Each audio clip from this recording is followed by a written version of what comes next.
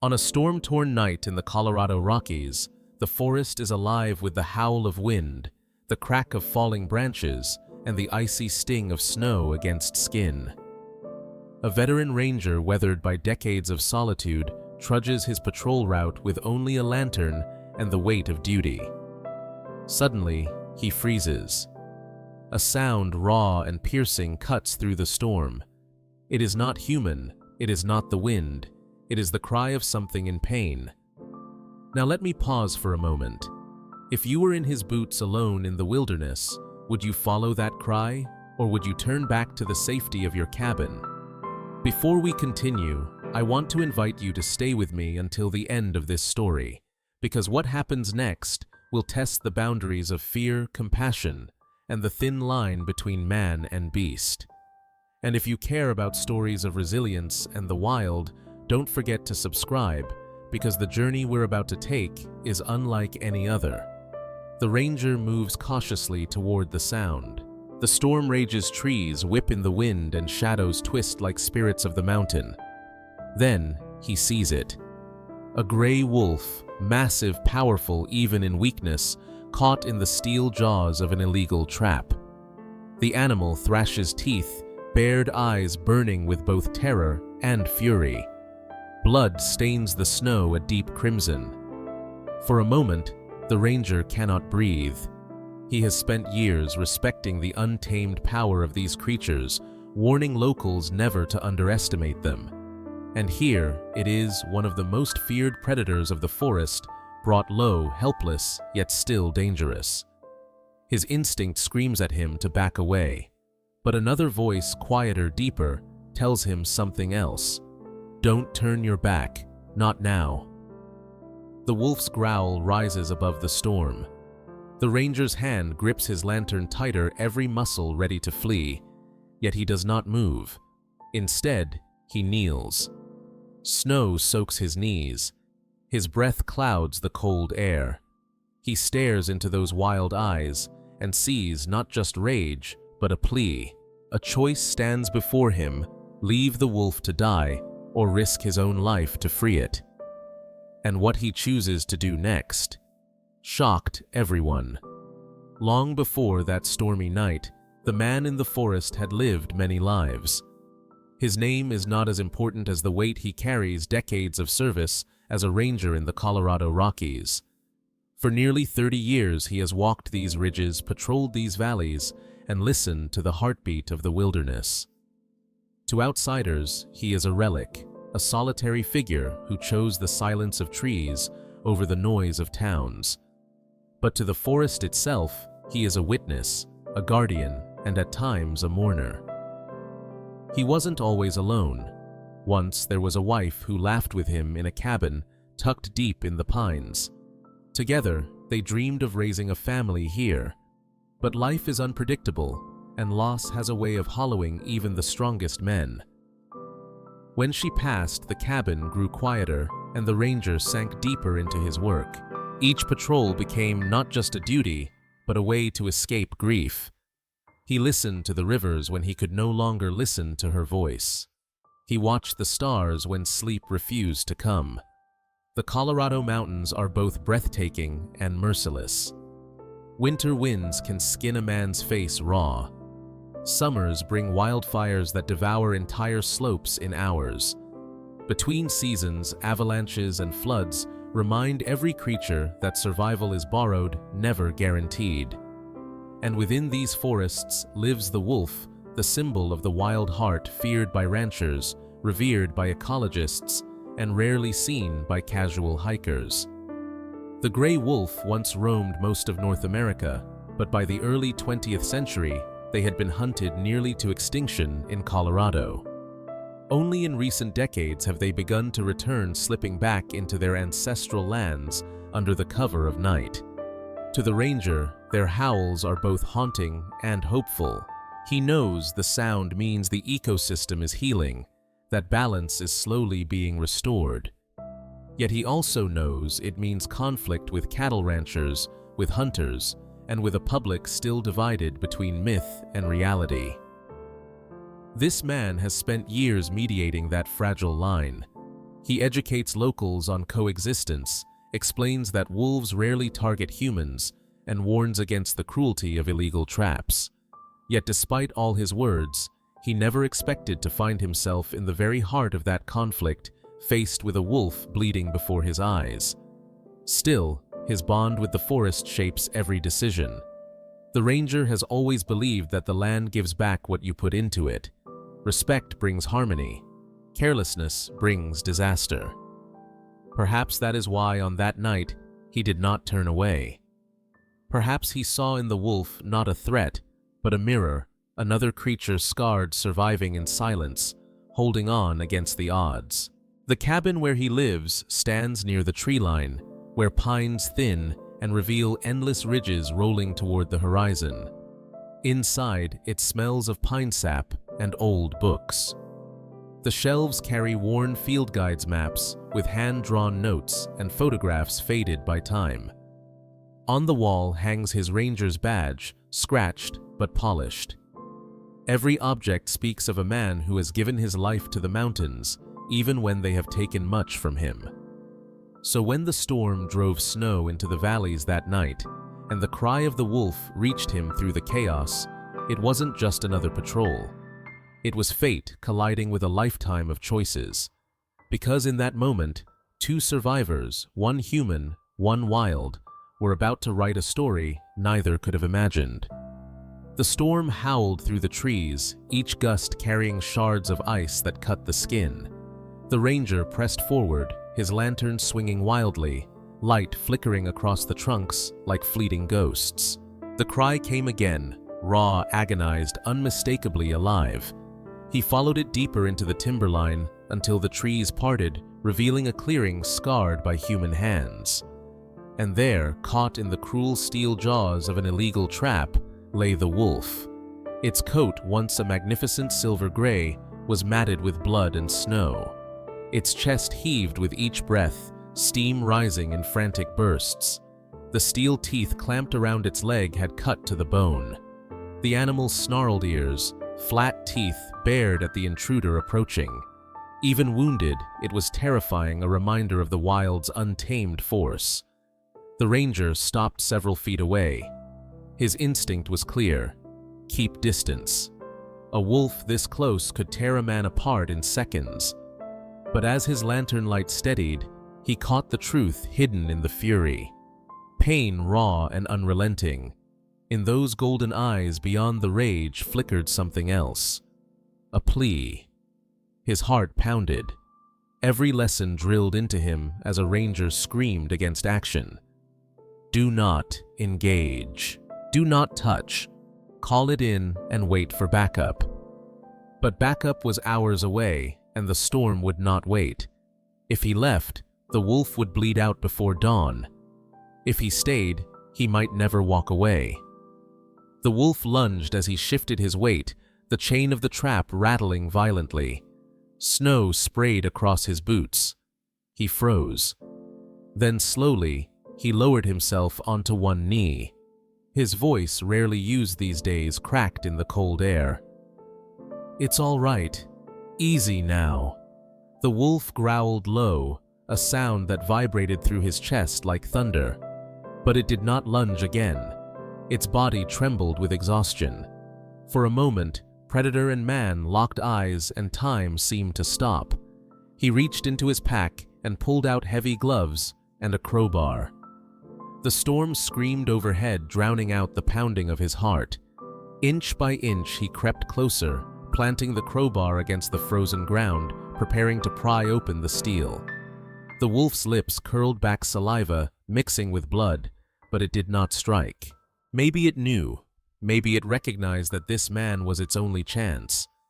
With one swift motion, he forced the crowbar into the hinge of the trap and leaned his entire weight onto it. The steel screeched, snow crackling beneath his boots. The jaws loosened slightly enough for blood to gush freely. The wolf howled in agony, a sound so primal it pierced the storm and echoed across the valley. He nearly lost his nerve, but he pushed harder. The trap gave way. The wolf stumbled free, collapsing onto the snow. The ranger jumped back, bracing for attack. but none came. The animal lay trembling, chest rising and falling in ragged rhythm. Blood stained the snow in a dark halo around its leg. Slowly, painfully, it turned its head toward him. Their eyes met once more, no longer predator and prey, but two survivors bound by circumstance. The ranger's breath shook as he whispered to himself, "What have I just done?" Because in that clearing under the wrath of the storm, a line had been crossed. He had not just freed a wolf. He had opened a door to something far more dangerous. Trust. Snow still fell heavy when the ranger lifted the wolf's body onto a sled. Every muscle screamed in protest, but he pushed forward, dragging the sled through drifts knee-deep toward the glow of his cabin lantern. The storm had swallowed the trail behind him, as if the forest itself wanted to keep this secret hidden. By the time he crossed the threshold, his beard was frozen stiff, and the wolf was barely conscious. He lowered the animal onto the floor near the wood stove. The wolf stirred, teeth flashing weakly, but it had no strength left to strike. The ranger crouched, breath fogging the air, and whispered, "Easy. You're safe here." Words he wasn't even sure he believed. From a cabinet, he fetched an old first aid kit meant for hikers in distress. His hands trembled as he cut away clumps of fur matted with blood. The wound was deep. Steel had chewed through flesh and muscle. Infection was the enemy now. He rinsed it with iodine, the wolf jerking violently, jaws snapping at empty air. He moved quick, binding the leg with strips of cloth. Each growl rattled the cabin walls, yet when he stepped back, the animal still breathed, still alive. For hours he kept vigil, pacing the floorboards, checking the bandage, throwing logs on the fire. Outside, the storm screamed against the windows, but inside, a fragile silence grew. The wolf lay curled, chest rising and falling. Every breath, a fragile thread holding it to this world. The first night was the longest. The ranger dozed in a chair, lantern burning low, only to wake to the sound of claws scraping wood. The wolf had tried to stand. It collapsed again, growling in frustration. He watched quietly, resisting the urge to help. Wildness cannot be caged, he reminded himself. This was no dog. This was the mountain itself breathing in his home. Days bled together. He fed the wolf scraps of venison, setting the meat a safe distance away. At first, the animal ignored it, eyes fixed on him with suspicion. But hunger is stronger than pride. By the third day, the meat was gone, each morning bones licked clean. A rhythm began to form, ranger tending firewolf, watching from the shadows, both aware of the other's presence. Yet the wolf never let him forget what it was. Some nights it lifted its head and howled a raw, broken sound that cut through the silence. The ranger would pause, listening. The sound wasn't just pain, it was longing, calling to a pack somewhere beyond the ridges. He felt it in his chest, an ache that mirrored his own loneliness. One evening, the ranger stepped outside to split wood. Behind him, through the cabin door, the wolf limped to the window. Lantern light framed its silhouette as it gazed at the trees, ears pricked toward the distant hills. For the first time, he realized the animal wasn't his guest. It was a prisoner of circumstance. And prisoners don't stay forever. But even prisoners can change hearts. There was a night when the fever spiked. The wolf lay motionless, sides heaving. The ranger knelt beside it, pressing a damp cloth to its head. Memories of his wife flooded back, how he had sat at her bedside, powerless as illness claimed her breath. He clenched his jaw, whispering, "Not again. Not this time." He stayed awake until dawn, forcing water past the wolf's teeth, feeding the fire to keep the cabin warm. When the first rays of sunlight broke through the storm clouds, the wolf stirred, opening its eyes. Golden, fierce, alive. Relief crashed over him like an avalanche. He sat back against the wall, exhaustion pulling him under it. For the first time in years, he smiled. From then on, something shifted. The wolf still growled when he drew too close, but the edge was duller. The fury tempered by recognition. It began to rise on shaky legs, testing its strength. Each step left bloody prints on the cabin floor, but each step was a promise the wild spirit would not die here. The ranger found himself talking aloud more often. Storms easing, he'd mutter as he checked the sky. Or, "You'll be strong enough soon." He knew the wolf didn't understand, but speaking filled the emptiness.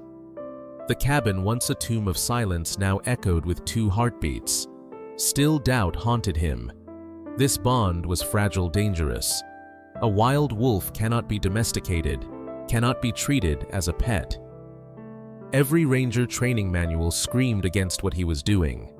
But as he watched the wolf lift its head to the moonlight, bandaged leg trembling, he felt something: undeniable companionship. And then came the test. One night, the ranger left the cabin door ajar while carrying in firewood. A shadow darted past him. Heart slamming, he spun just in time to see the wolf stagger into the snow. Panic clawed his throat.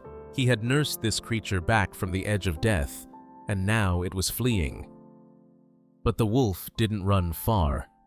Just beyond the tree line, it stopped, chest heaving, ears tuned to some distant sound the ranger could not hear.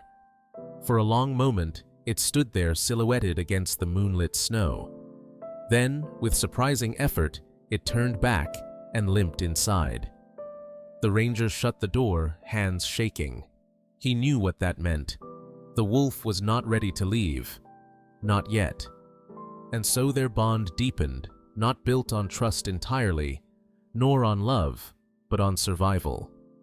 2 souls scarred by loss, bound together by circumstance, waiting for the day when one of them would be strong enough to walk away. Winter in the Rockies does not forgive the unprepared. Weeks after the storm that had brought wolf and man together, the mountains prepared another trial. The air grew sharper, skies darker. A silence blanketed the forest that was not peace, but warning. The ranger knew it well. Nature always whispered before it roared. That evening, as he stepped outside to split logs, the stillness was broken by a sound that did not belong to wind or snow. A guttural growl rolled from the tree line. The ranger turned, axe in hand, pulse quickening.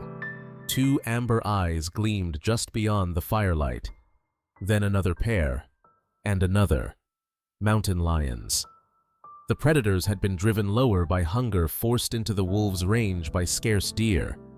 Now they circled the cabin, silhouettes shifting in the gloom. The ranger backed slowly toward the door, but behind him came a sound that froze his blood.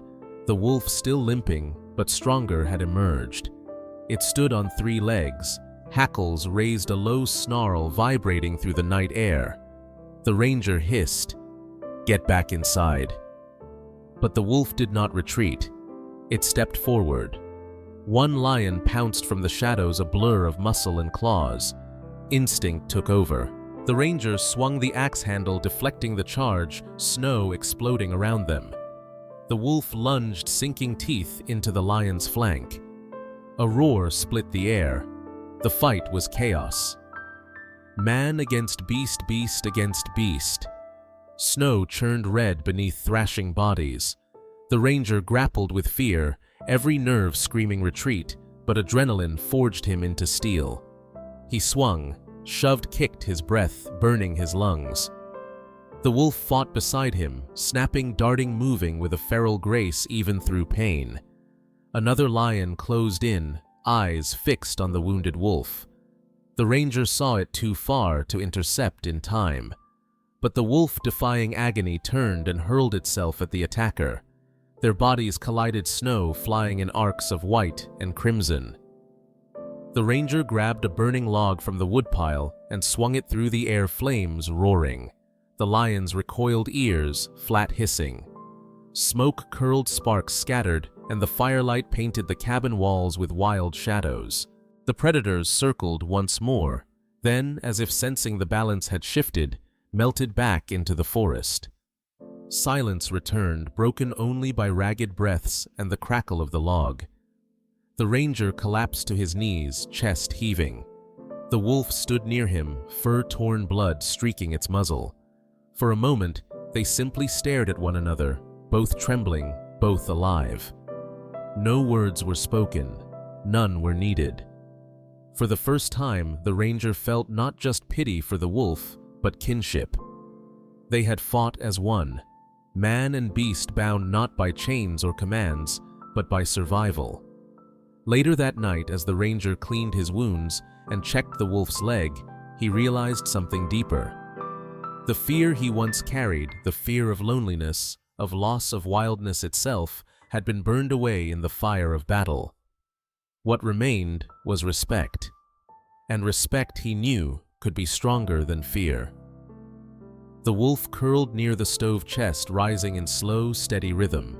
The ranger sat across from it, listening to the storm building again outside.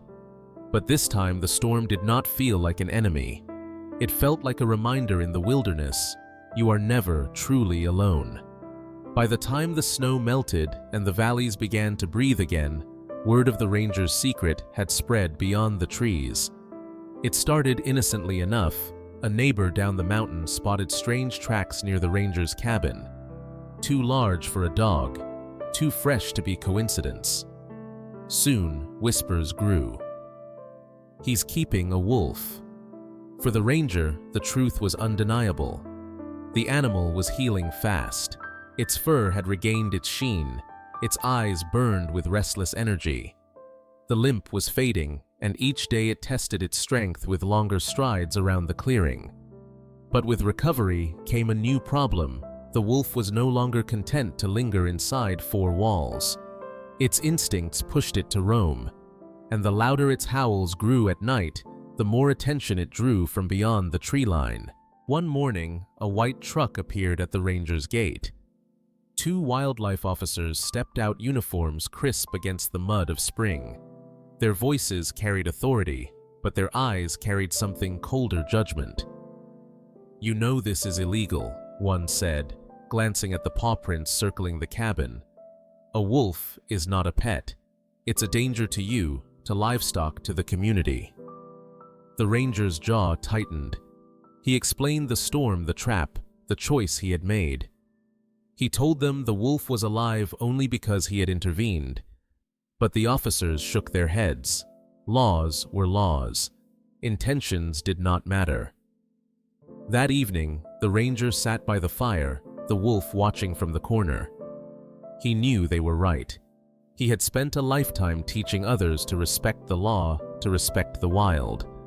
And yet here he was, bending the rules for the sake of a bond he never asked for, but now could not deny. The pressure mounted. Neighbors muttered about missing calves. Ranchers sharpened their complaints with anger, calling the ranger reckless.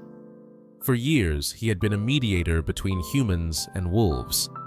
Now he was accused of betrayal, choosing beast over blood.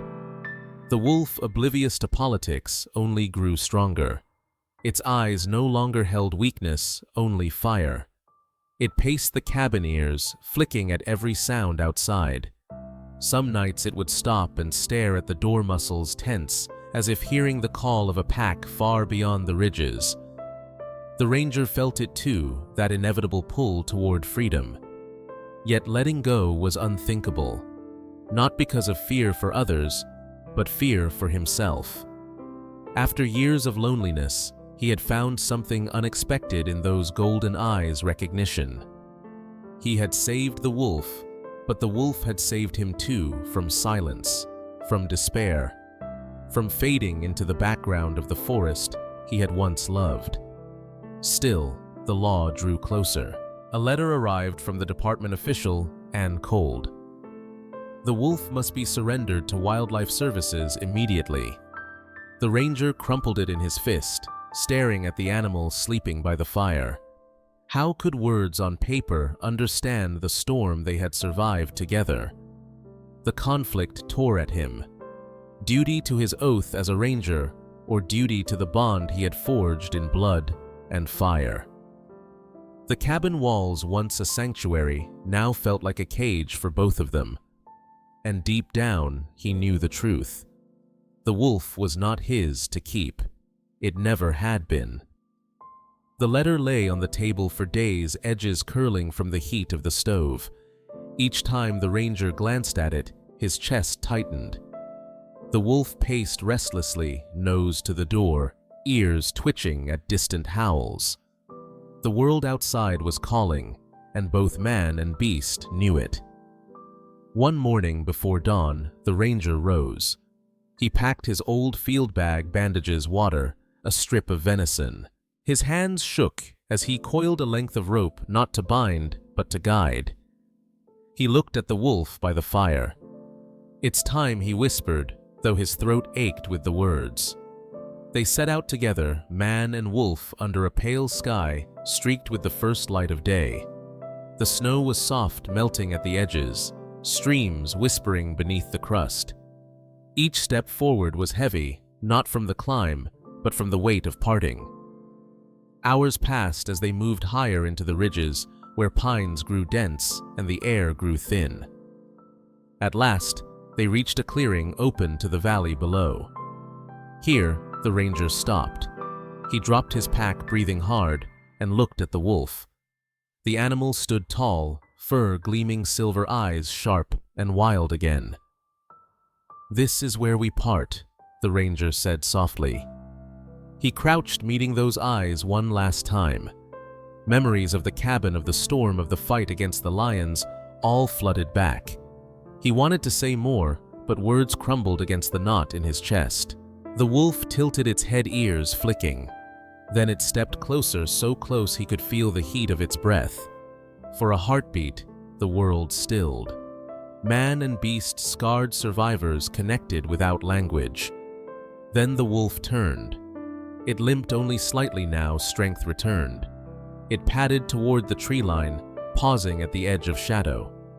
For a moment, it looked back. Golden eyes locked with human ones, holding a message no law, no letter could erase. And then it vanished into the forest. The ranger stood alone in the clearing, snow melting at his boots. The silence pressed heavy, but it was not empty. It was full with echoes of howls, with the memory of trust, with the knowledge that he had done what was right, even if it broke him. That night back at the cabin, he sat by the fire. The place felt vast again, the air thick with absence.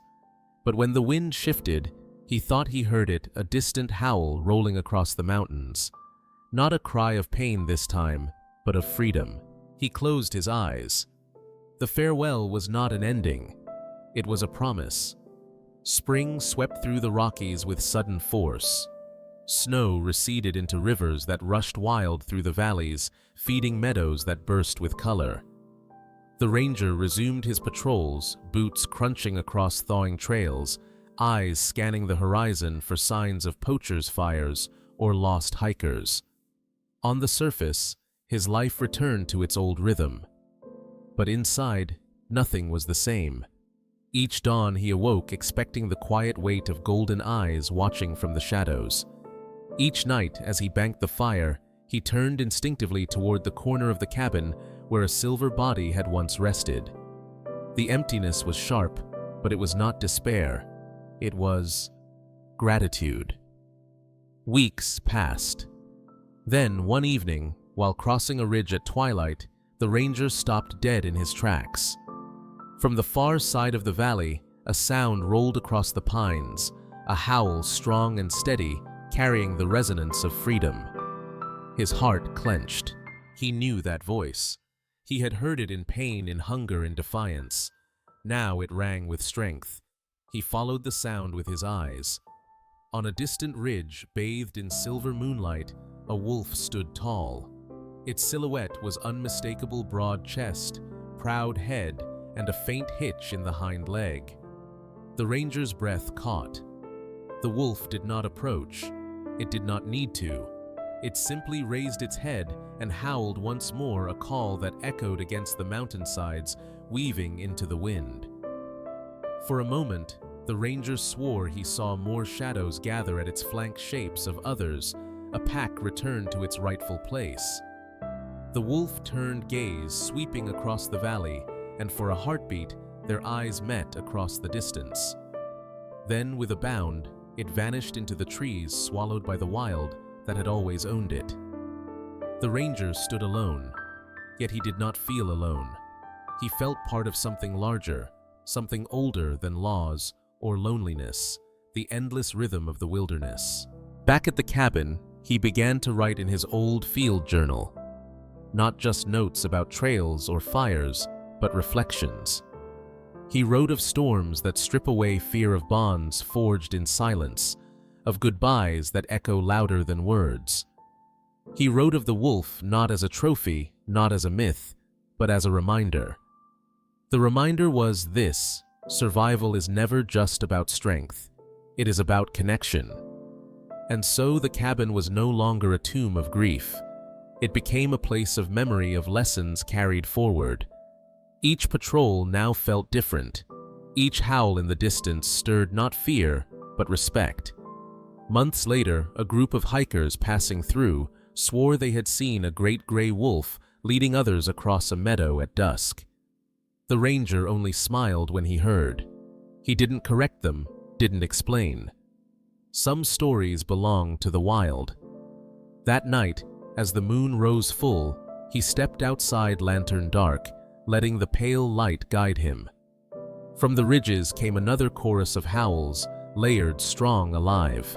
He closed his eyes and listened, the sound rolling through his bones. It was not loneliness anymore. It was communion.